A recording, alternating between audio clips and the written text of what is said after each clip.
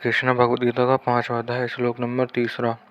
ज्ञेया सा नित्य सत्रासी यो न दृष्टि न कान्यति निर्दोष ही महाभाव सुखा बनता न मचित। इसका अर्थ है महाभाव, जो मनुष्य न किसी द्वेष करता है न किसी का आकांक्षा करता है वह सदा सन्यासी समझने योग्य है, क्योंकि द्वंद्व से रहित सुखपूर्वक संसार बंधन से मुक्त हो जाता है।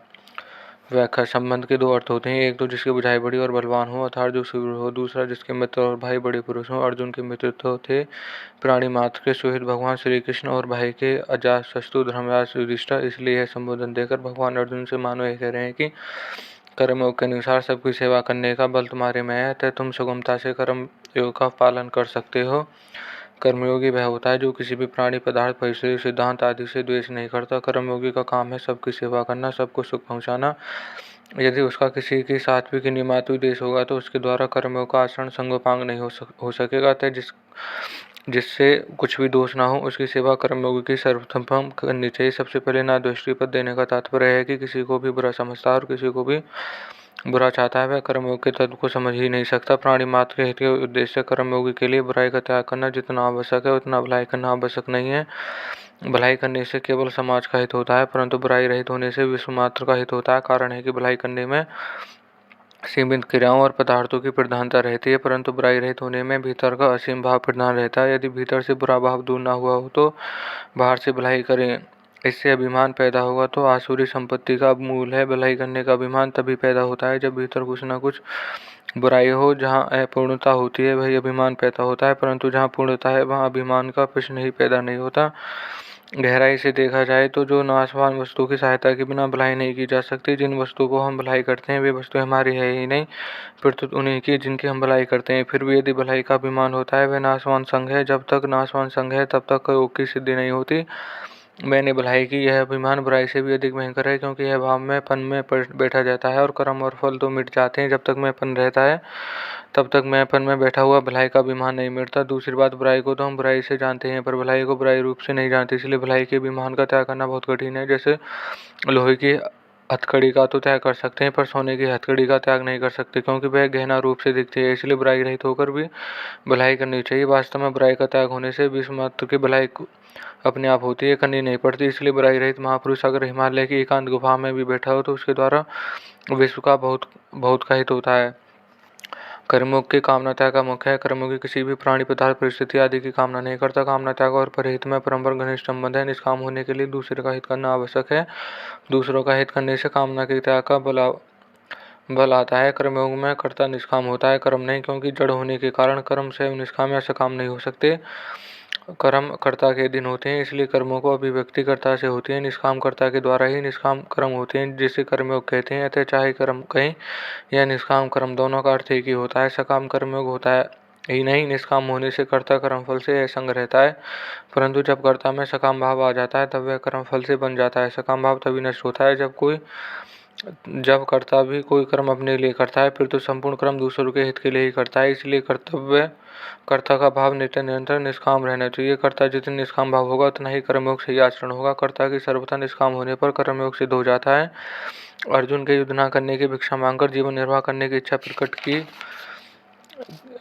की थी, अर्थात गुरुजनों ने मार कर सन्यास लेना ही श्रेष्ठ है। भगवान उसी बात को उत्तर देते हुए माने कह रहे हैं कि अर्जुन, वह सन्यास तो गुरुजनों पर मर जाने की भय से किया जाने वाला भारी सन्यास है, पर कर्मयोगी सन्यास राग द्वेष के त्याग से होने वाला नित्य सन्यास अर्थात भीतरी एवं सच्चा सन्यास है।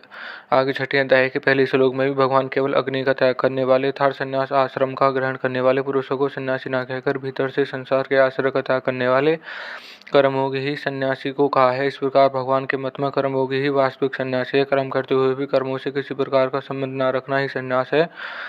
कर्मों से किसी प्रकार का संबंध न रखने वाले कर्मों का फल कभी अवस्था में किन्हीं मात्र भी नहीं मिलता। इसलिए शास्त्र विहित समस्त कर्म करते हुए भी कर्मयोगी सदा सन्यासी ही है। कर्मयोग का अनुष्ठान के बिना सांख्य योग का पालन करना कठिन है, इसलिए सांख्य योग का साधक पहले कर्मयोग होता है फिर सन्यासी होता है, परंतु कर्मयोग के साधक के लिए सांख्य योग का अनुष्ठान करना आवश्यक नहीं है।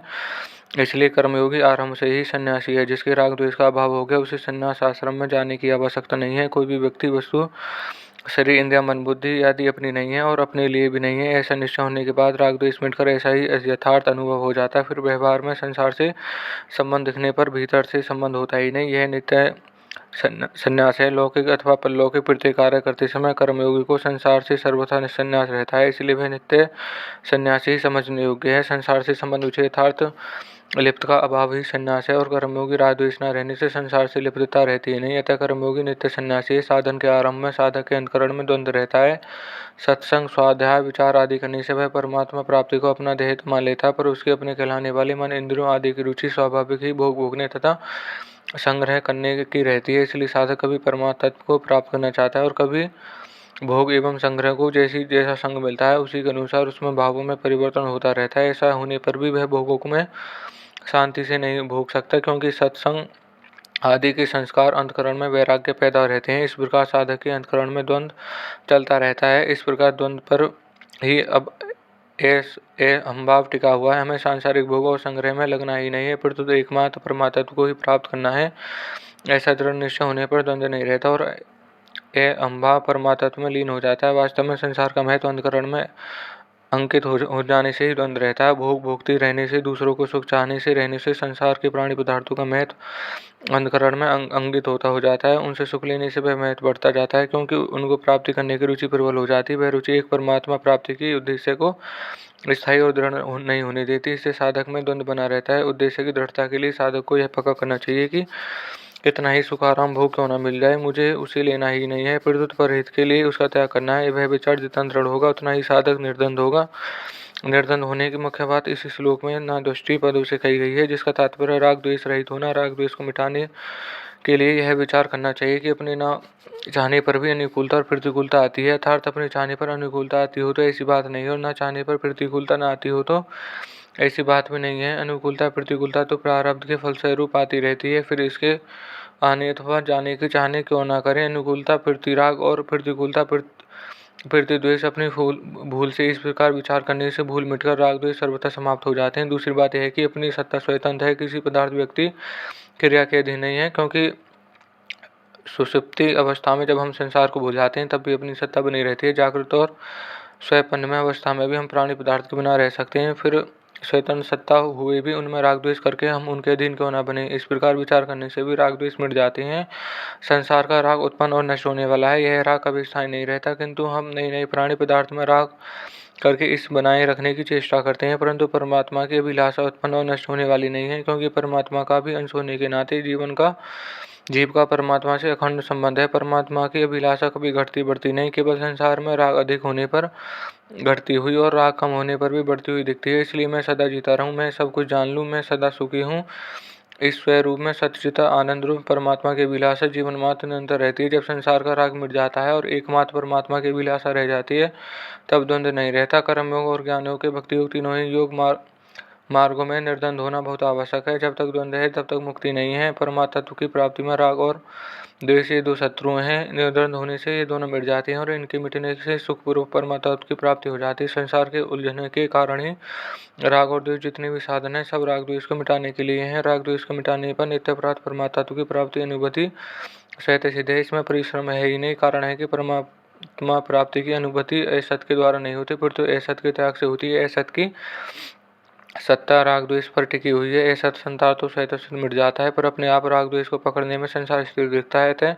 जो संसार निरंतर मिट रहा है उसमें राग द्वेष न रहने से मुक्ति नहीं होगी तो क्या होगा। इसलिए निर्द्वंद अर्थात राग द्वेष से रहित होकर पुरुष सुखपूर्वक संसार बंधन से मुक्त हो जाता है। परिशिष्ट भाव बाहर के सुख दुख में सम और भीतर के सुख दुख में रहित होना निर्द्वंद अर्थात द्वंद्व रहित होना है। तादम्य चेतन अंश की मुख्यता से जिज्ञासा रहती है और जड़ अंश की मुख्यता से कामना रहती है। मनुष्य को भूख में तो अविनाशी तत्व की रहती है, पर रुचि नाशवान रहती है, क्योंकि अविनाशी भूख को वह नाशवान के द्वारा मिटाना चाहता है। भूख और रुचि का यह द्वंद्व मनुष्य के संसार से बंधन को दृढ़ करता है। जब मनुष्य संसार के राग द्वेष में नहीं रहता तब उसकी जिज्ञासा पूर्ण हो जाती है और कामना मिट जाती है, अर्थात वह निर्द्वंद हो जाता है।